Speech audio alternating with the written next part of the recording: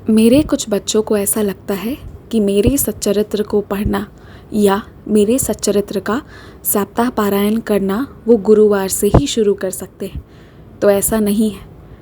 तुम्हें तो मालूम है, तुम ये जानते हो कि तुम्हारे बाबा को पुकारने का और तुम्हारे बाबा के पूजा पाठ करने का ना कोई निश्चित समय है, ना कोई निश्चित तिथि है। वैसे ही सच्चरित्र के पारायण करने का गुरुवार ही तय दिन नहीं है। जिस दिन जब तुम्हें मन करे तुम उस दिन से शुरू कर सकते हो। बस भाव सच्चे होने चाहिए।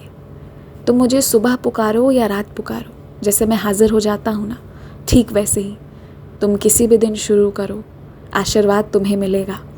और मेरे कुछ बच्चों ने किसी खास वजह से व्रत किया था, बहुत खास वजह से उन्होंने विशेष पूजा भी की थी।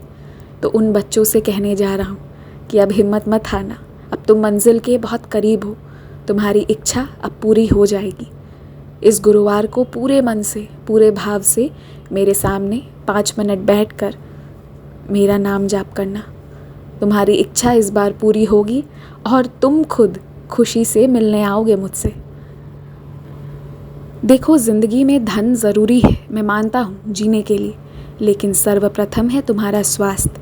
इसलिए अपने स्वास्थ्य के सुधारने के लिए जो कुछ भी बन पड़े ना वो करो। रात का अंधेरा और जो ये नशा होता है ना, घना सा, ये सोने के लिए होता है। इसमें अपनी आँखों को बंद बत्ती में तकलीफ़ मत दिया करो। एक बार सोने के लिए चले जाओ तो अपने आसपास जितने भी यंत्र हैं ना उसे दूर करो, क्योंकि तुम अपने आँख खराब कर लोगे अगर तुम अब अपने आँखों पर ध्यान नहीं दिए तो। सोने के समय सो और उठने के समय उठो। मैं जानता हूँ कि तुम्हारे सपने बहुत बड़े हैं, लेकिन मंजिल अब बहुत दूर लग रही है। इसलिए अब कहता हूँ कि बहुत दूर की सोचने की जगह तुम कुछ छोटे छोटे चीज़ों को करना शुरू करो और वहाँ से तुम अपने मंजिल तक पहुँच जाओगे। देखो, मंजिल तक तो तुम पहुँच जाओगे, ये तो तुम्हें मालूम है, क्योंकि मैं यहाँ बैठा हूँ जो हाथ पकड़कर तुम्हें ले जा रहा है। लेकिन तुम रोज़ कुछ छोटे छोटे लक्ष्य बनाओ और उसे प्राप्त करने की कोशिश करो। याद रखना, तुम्हारे घर पर जो भी बीमार है ना, उसे मैं ठीक कर दूँगा। मैं लिया हूँ जिम्मेदारी।